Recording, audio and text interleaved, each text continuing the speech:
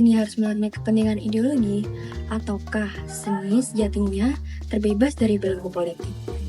Lalu, apakah pertarungan ini hanya soal estetika atau ada kekuatan besar di baliknya? Dan yang lebih penting, bagaimana perdebatan saat ini masih mempengaruhi sastra di Indonesia pada masa ini?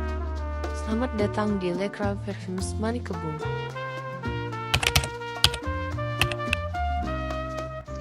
Pada waktu itu, ada gelombang yang ingin mengubah cara pandang seni, yaitu Gelanggang Seniman Merdeka yang didirikan pada tahun 1946. Gelanggang Seniman Merdeka dikuasai oleh Chairil Anwar, Rifai Apin, dan Asrul Sani.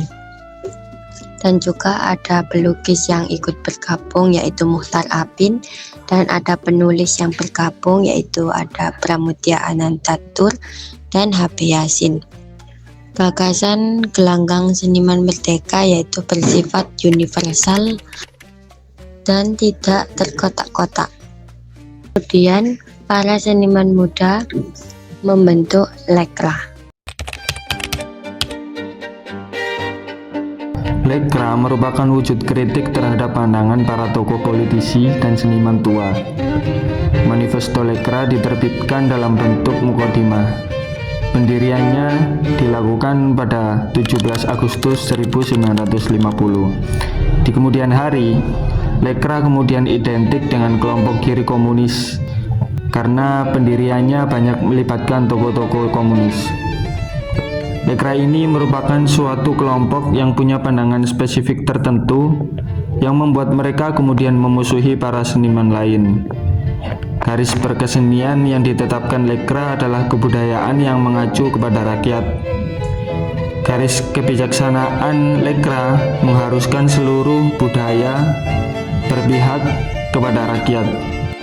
Nilai yang kemudian melahirkan terminologi yang kemudian dikenal dengan realisme sosialis. Menurut Lekra, seni mengangkat tema kehidupan sehari-hari kaum pekerja dan kaum miskin, serta kritik terhadap status yang menyebabkan pertentangan kelas. Nah, upaya Lekra untuk memengaruhi para seniman berpijak pada realisme sosialis ini mendapat banyak tantangan. Apalagi cara-cara yang dilakukan Lekra tak sedikit yang berbau teror, utamanya yang terjadi setelah tahun 1962. Lekra menjadi lawan dari tokoh-tokoh macam Hamka dan H.B. Yasin. Kelompok yang tidak setuju dengan pemaksaan perspektif seni realisme sosialis ini kemudian membentuk Manifesto Kebudayaan atau Manikebu yang digagas oleh H.B. Yasin, Taufik Ismail, Gunawan Muhammad, dan yang lain sebagainya. Kelompok yang lahir pada tahun 1963 ini menekankan pentingnya kebebasan dalam seni. Baik Lekra maupun Manikebu, keduanya mengklaim bentuk kesenian harus mengabdi kepada kepentingan rakyat. Namun keduanya punya cara pandang yang sangat berbeda. Lekra menekankan bahwa seni itu harus bersifat realisme sosialis. Akan tetapi Manikebu menganggap bahwa seni itu bersifat universal. Konflik di antara keduanya kemudian semakin memanas dan terjadi selama beberapa tahun.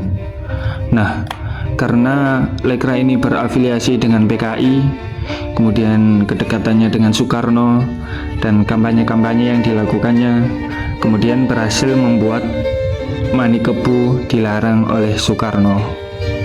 Alasan Soekarno membubarkan Manikebu adalah bahwa Manikebu menyeleweng dan ingin menyaingi Manifesto Politik 1964.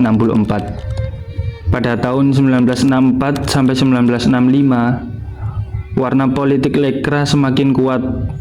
Mereka terlibat dalam aksi demonstrasi menentang perusahaan-perusahaan dan gerakan politik lainnya. Tidak heran ketika terjadi peristiwa 30 September 1965, para anggota Lekra ikut menjadi bulan-bulanan bersama para anggota PKI yang lain.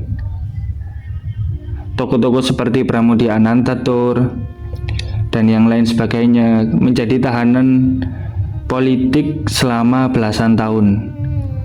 Seiring dilarangnya PKI dan organisasi yang berafiliasi dengannya, maka berakhirlah pula Lekra. Faktor penyebab runtuhnya Lekra. Keterkaitan dengan PKI. Kedekatan Lekra dengan PKI menjadi faktor utama keruntuhannya. Setelah G30S, PKI dianggap sebagai dalang dari peristiwa tersebut dan semua organisasi yang terkait dengan PKI, termasuk Lekra, ikut terkena dampaknya. Lekra dituduh terlibat dalam kegiatan politik PKI dan dianggap sebagai bagian dari gerakan komunis yang ingin menggulingkan pemerintahan yang sah. Konflik ideologi. Lekra mengusung ideologi realisme sosialisme yang menekankan pada seni yang berpihak pada rakyat dan perjuangan kelas. Ideologi ini bertentangan dengan kelompok seniman dan intelektual lain yang memiliki pandangan yang berbeda.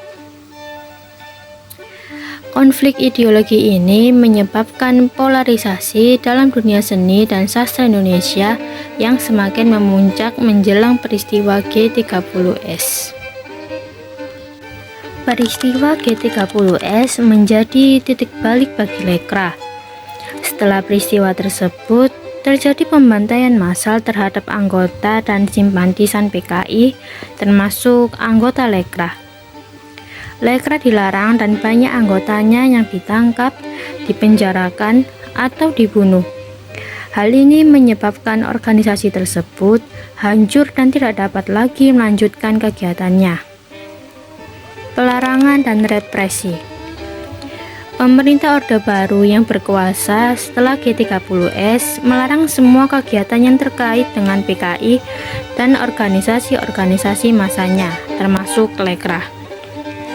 Represi terhadap anggota dan simpatisan Lekra terus berlanjut selama bertahun-tahun sehingga organisasi tersebut tidak memiliki kesempatan untuk bangkit kembali. Runtuhnya Lekra menandai berakhirnya era pengaruh komunis dalam dunia seni dan sastra Indonesia. Peristiwa ini juga meninggalkan luka mendalam bagi para seniman dan intelektual yang terlibat dalam gerakan tersebut. Muncul kesadaran ideologis dan berkesenian, seni saat ini tidak hanya diartikan sebagai nilai estetika saja, melainkan juga sebagai perjuangan politik, perjuangan kritis, perjuangan untuk mengkritik, dan tentunya perjuangan untuk bangsa kita. Nah, berkaca dari beberapa tahun yang lalu, antara Lekra dan Manikebu yang berseteru, kita belajar bahwa seni bukan hanya tentang politik, bukan hanya tentang estetika, melainkan kita harus berhati-hati dalam menciptakan seni dan berkesenian.